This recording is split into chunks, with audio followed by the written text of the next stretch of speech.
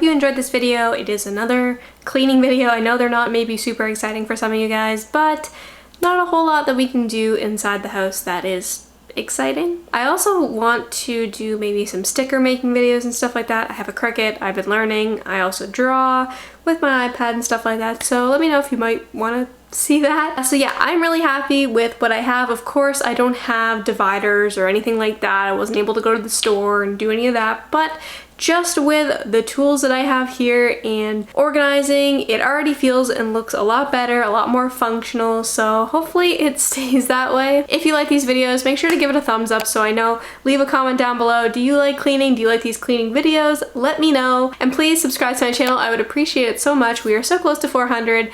And yeah, I hope everyone is staying happy, healthy, and safe, and I'll see you in my next video. Bye.